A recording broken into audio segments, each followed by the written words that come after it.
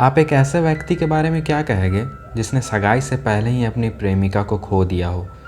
क्या यह कि वह दुख के गहरे समुद्र में डूब गया, या कि यह जो हुआ उसके बाद ईश्वर में उसकी आस्था डगमगा गई, या यह कि वह अपने नस्वार प्रेम के प्यार में इतना डूबा हुआ था कि उसने उसकी याद में एक अनस्वर प्रेम कहानी लिख दी, या फिर यह कि एक लंबे अंतराल के बाद प्रेम ने उसके दरवाजे पर एक बार फिर से दस्तक दी।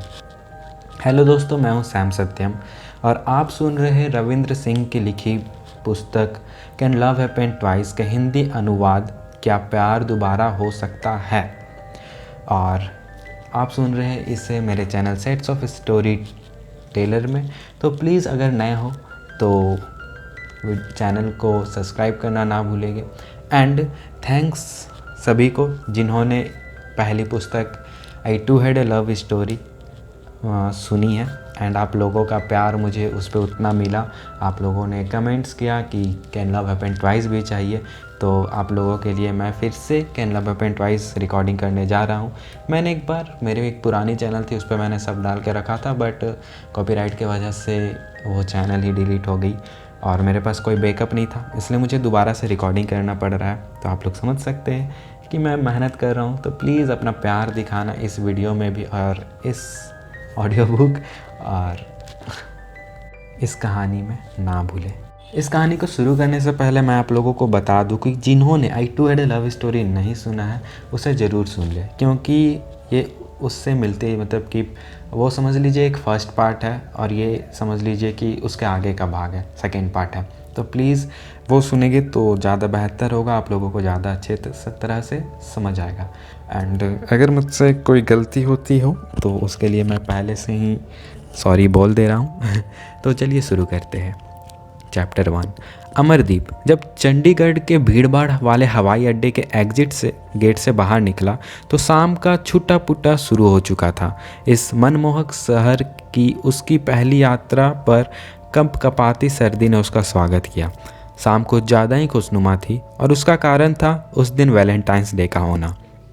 माहौल में मानो प्यार छाया हुआ था और हर और लाल रंग की छट्टा बिखरी हुई थी। तापमान जरूर 4 डिग्री के आसपास रहा होगा। ठंड को और बढ़ा रही थी बर्फीली हवाएं, जिनकी वजह से बाहर निकलने वाले यात्री तुरंत अपने जैकेट निकालने के लिए बाध्य हो रहे थे। शुरुआती कुछ लम्हों का आनंद लेते हुए अमरदीप ने अपने शरीर को ठंड महसूस करने का मौका दिया, लेकिन वह उससे अधिक समय तक नहीं झेल पाया। उसने जल्दी से अपनी जैकेट निकाल ली और गर्दन तक उसकी जीभ खींच दी। उसे अपनी सांसों का धुआं तक महसूस हो रहा था। ठंड इतनी ज़्यादा थी, बाहर निकलने के द्वार पर लगातार होती घोषणाएं, टैक्सियों के हॉर्न, यात्रियों की रेलपेल और उनकी उत्साही परिजन। माहौल शोर शराबे से पूरी तरह भरा हुआ था। एक दो टैक्सी ड्राइवर ने तो अमरदीप से भी चलने के लिए पूछा। यात्री को भरने की अफरा तफरी में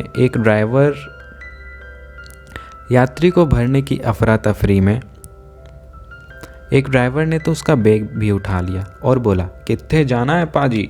अमरदीप ने तुरंत उसके हाथ से बैग छीना और उसे अपने नागवारी भी जता दी कि वह टैक्सी नहीं लेना चाहता। फिर वह इस भीड़ भाड़ से बाहर निकला। उसके एक हाथ में उसका पसंदीदा इकोनॉमिक टाइम और एक आधी भरी पानी की बोतल थी और दूसरी में उसका पहिए लगा सूटकेस का हैंडल था, जिससे वह चलते चलते खींच रहा था। वह पार्किंग स्थल तक आया जहां भीड़ नहीं थी बल्कि कुछ सन्नाटा ही था। बिजली के लंबे लंबे खंभों के नीचे कई कारें खड़ी थी। अमरदीप ने लाइन से खड़ी कारों में से पहली कार के बोनेट पर अपनी पीठ टिका दी।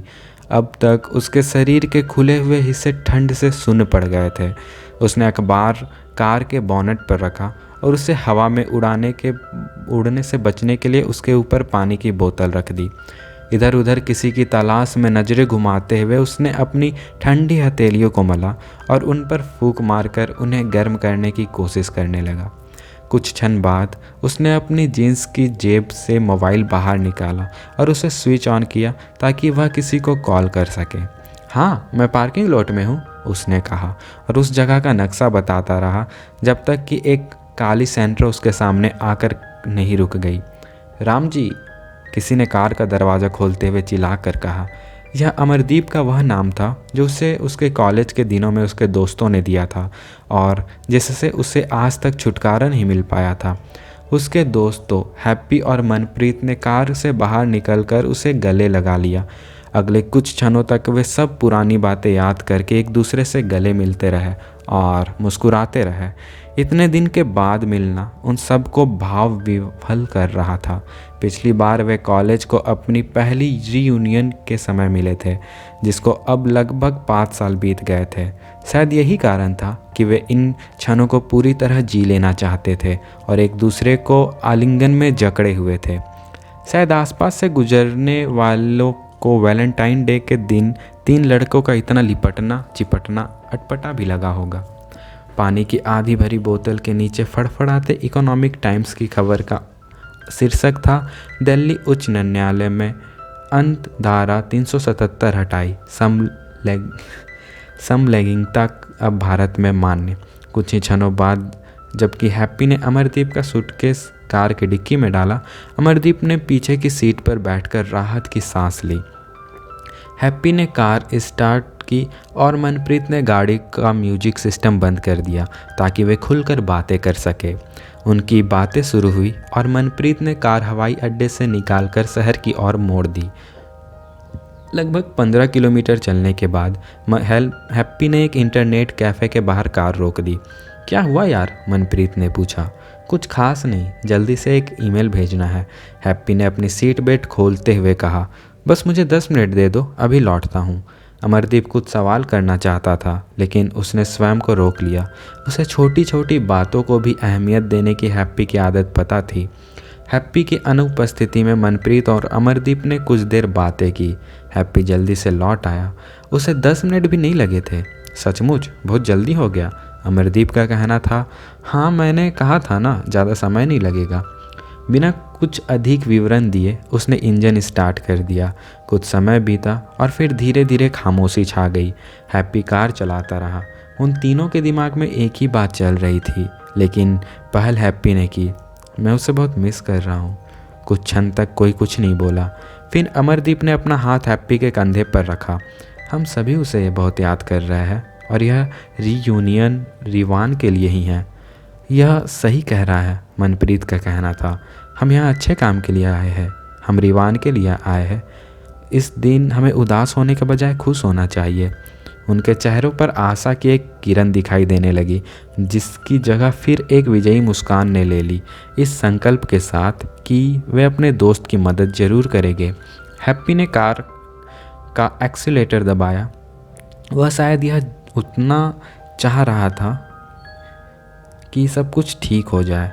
मनप्रीत ने म्यूजिक सिस्टम की आवाज़ तेज कर दी।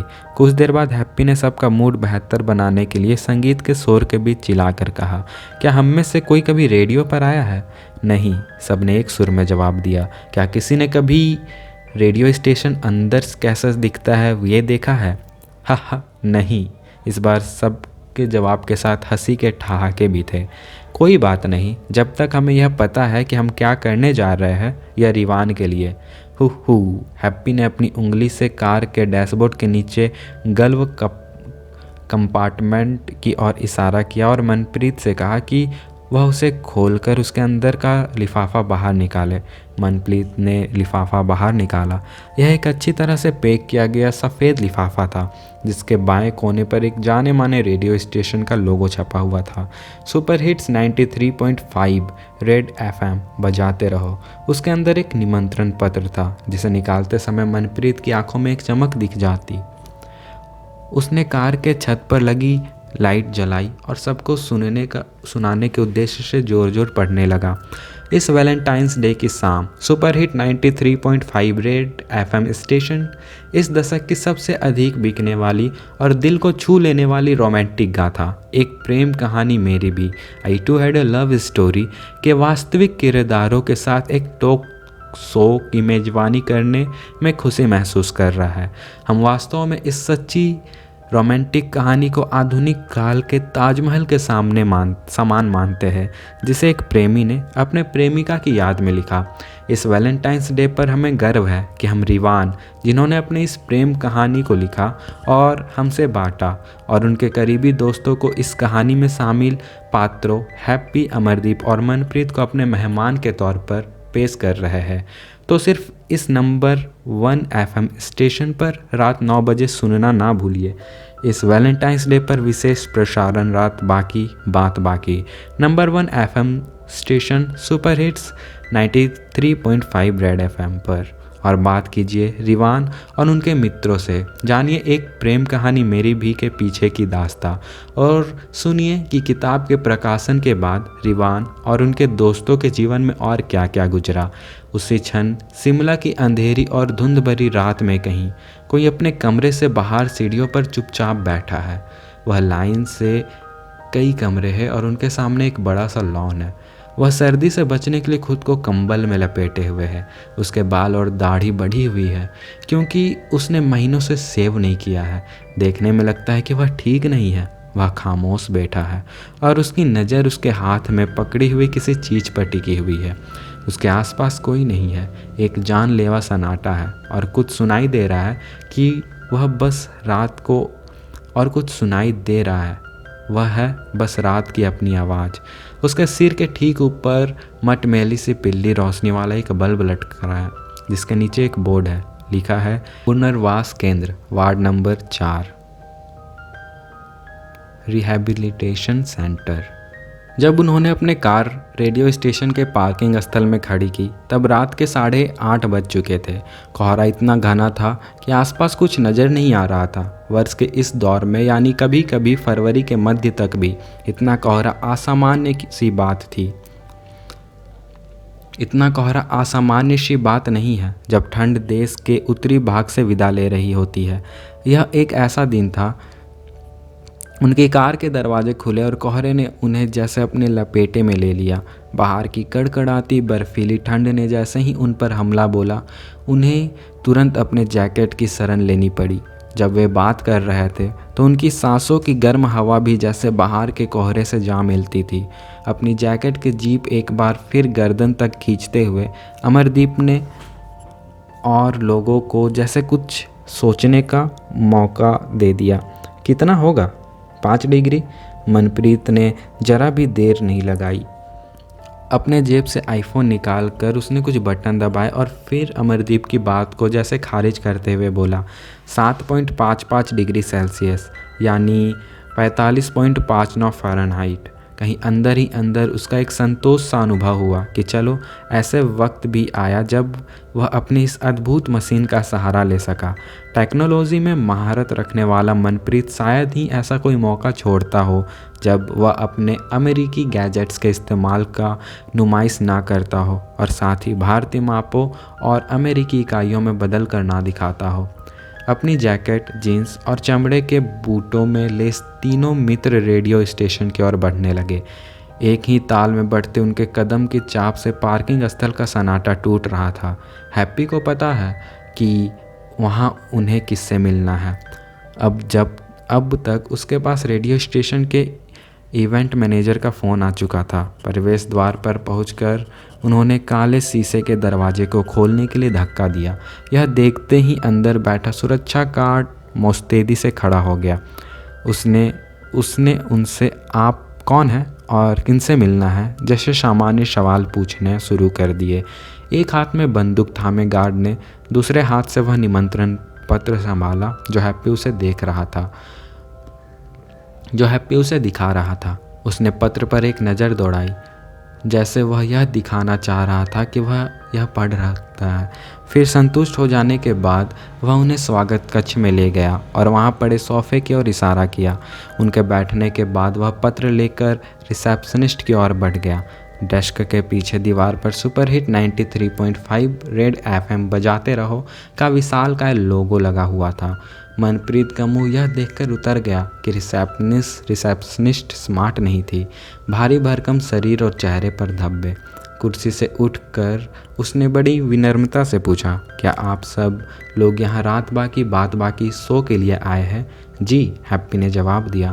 कृपया अपनी दाईं ओर के गलियारे से सीधे जाए। आगे जाकर आपको कक्ष नंबर 3 मिलेगा। आपको वहीं जाना है। संभावी आपका इंतज़ार कर रही है।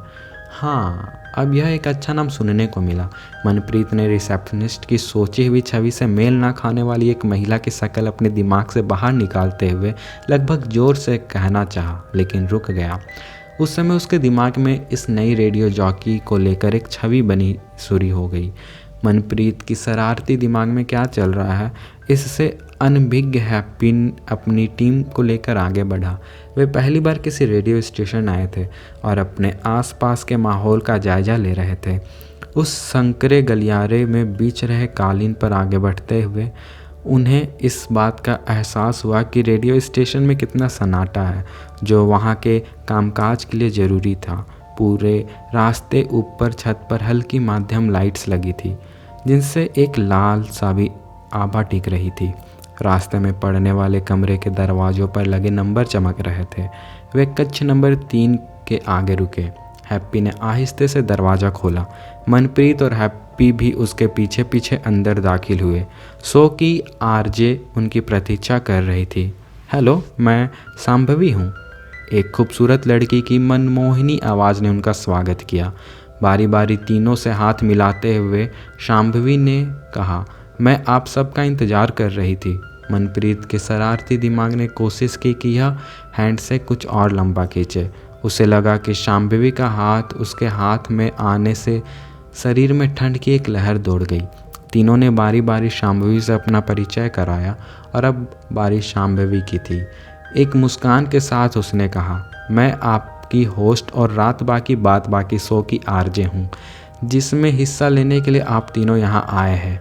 उन तीनों से बात करते करते अचानक उसे रिवान की अनुपस्थिति का एहसास हुआ और उसने पूछा, रिवान कहाँ है? उसके इस सवाल ने कुछ क्षण के लिए तीनों को खामोश कर दिया और उन्होंने एक दूसरे की ओर देखा। इससे पहले कि हैप्पी कुछ कहने के लिए अपना मुंह खोलता, दूसरी ओर का दरवाज़ा खुला और हाथ में कुछ कागज़ संभाल एक लंबा सा आदमी लगभग दौड़ता हुआ वहाँ पहुँचा। सांभवी, जल्दी करो, तुम्हें 30 सेकंड बाद लाइव जाना है। लग रहा था कि वह अकेला व्यक्ति है जो इतने जल्दी में है। तुम हमेशा इतने घबराए हुए क्यों रहते हो शांतनु? शांभवी ने कुछ न खड़ा और अपने आत्मविश्वास दिखाते हुए कहा, रिलैक्स। शांभवी ने जल्दी जल्दी अपने मेज पर बिखरे कागज़ संभाले और ऑडियो रूम की ओर बढ़ी। उसने शांतनु के निर्देश दिया, इनका ध्यान रखो और सब कुछ विस्तार से समझा दो। रिवान की यहाँ पहुँचते ही हम लाइव ईयर पर आ जाएंगे। जल्दी करो। अपने अतिथि की उपस्थिति का पूरा ध्यान रखते हुए उसने उनकी ओर ऐसे नज़र से देखा जैसे कह रही हो, माफ़ कीजिए, मुझे भागना है, आपसे अंदर मुलाकात होगी। जब वह जा रही थी तो सबके नज़र उसी पर टिकी थी। हैप्पी ने अपना अधूरा जवाब वापस अपने गले में सुटक लिया। विशालकाय शीशे की खिड़की से उन्हें ऑडियो कक्ष का अंदर का पूरा हिस्सा नज़र आ रहा था। वहाँ बीचों बीच एक बहुत बड़ी मेज थी और जो कमरे का बड़ा हिस्सा घेरा हुआ था। यह वही हिस्सा था जहाँ पूरी तरह रोशनी थी। मेज पर कई तरह के आधुनिक ऑडियो उपकरण थे और ऊपर से हेडफोन लटक रहे थे। उन लोगों के लिए यह सब कुछ एकदम नया था। अगले 15 मिनट में उन तीनों से बातचीत शांतनु के लिए चौंका देने वाली थी। उसने कुछ ऐसा पता चला तो प्लान में शामिल नहीं था। क्या? उसे विश्वास नहीं हो रहा था कि जो वह सुन रहा है वह सच है। उसने एक बार फिर अमरदीप से इसकी पुष्टि की। तो फिर हम यह शो कैसे करेंगे? शांतनु से उत्तेजित हुए कहा। उसने 1 मिनट यह सोचने में लगाया कि अब आगे क्या होगा, और जब उसकी समझ में कुछ नहीं आया तो उसने वही किया जिसमें वह प्रांगत था, यानी भागता हुआ शांभवी के ऑडियो कक्ष पहुंचा। उसने आहिस्ता से दरवाज़ा खोला और अंदर झांका। हमेशा की तरह शांभवी ने शांतनु की घबराहट को नज़रअंदाज करते हुए माइक्रोफोन को साइलेंट मोड पर डाला, क्योंकि उस समय एक गाना बजाया जा रहा था। वह झल्ला कर बोली, तुम हमेशा घबराए हुए क्यों आती हो? अब कहोगे कि हम रिवान के बिना सो नहीं कर सकते, है ना? हाँ, लेकिन शांतनु ने अटपटे भाव से कुछ कहना चाहा। शांतनु का लेकिन अधूरा ही रह गया, क्योंकि शांभवी ने उसके बात को अनसुना करते हुए उससे कहा कि वह तीनों मित्र को अंदर भेज दे, मैं संभाल लूँगी, बस प्रोड्यूसर को यह बता देना कि रिवान नहीं आया है और हम उसके बिना शो कर रहे हैं। उसे बस इतना ही कहना था। शांभवी के लिए यह एक शो मात्र था, उसका रोज़मर्रा का काम जो उसे पूरे दिन पूरा करना था। बस शांतनु समझ गया कि मैडम हिटलर को और कुछ समझाने का फ़ायदा नहीं है और चुपचाप बाहर निकल आया। क्या करे, वह शो में इतना खो जाती है कि मेरी बात सुनती ही नहीं। शांतनु ने इस उम्मीद से उन लोगों की ओर देखा कि वे उसे ज़रूर समझ जाएंगे। हैप्पी ने मुस्कुराते हुए शांतनु को सांत्वना दी। परेशान मत हो, हम अंदर जाकर संभाल लेंगे, चिंता मत करो। उन्होंने शीशे की खिड़की से अंदर ऑडियो कक्ष की ओर देखा तो शांभवी ने उन्हें भीतर आने का संकेत दिया। वे तीनों चुपचाप अंदर दाखिल हो गए। तो दोस्तों, कैन लव हैपन ट्वाइस का पार्ट 1 यहीं पे ख़त्म होता है। उम्मीद करता हूँ कि आप लोगों को अच्छा लगा होगा। एंड अगर आप लोगों ने टू एड लव स्टोरी ना सुना है तो प्लीज़ पहले उसे सुन ले, उसके बाद इसे सुनने के लिए आए, क्योंकि कहानी का ये भाग 2 हम कह सकते हैं। और आप लोगों के बहुत डिमांड के बाद मैंने ये नॉवेल दोबारा पढ़ना शुरू किया है, दोबारा रिकॉर्डिंग करना शुरू किया है। तो चलिए अभी एम रखते हैं हम इसके लाइक का, ज़्यादा नहीं, 40 लाइक जैसे ही आएंगे मैं सेकेंड पार्ट डाल दूंगा। और मैं the girl in room 105 Chetan Bhagat की जो नॉवेल है, उनके लिए जो वेट कर रहे हैं उनको मैं बता दूं कि उसकी रिकॉर्डिंग अभी जारी है। वो ऑडियो बुक मैं एक ही बार फुल ऑडियो बुक उसकी लाऊंगा, तो प्लीज़ थोड़ा वेट कर ले, उसकी रिकॉर्डिंग जारी है। ठीक है, मिलते हैं, तब तक के लिए ध्यान रखें अपना, टेक केयर और सुरक्षित रहें, कोरोना से बच के रहें।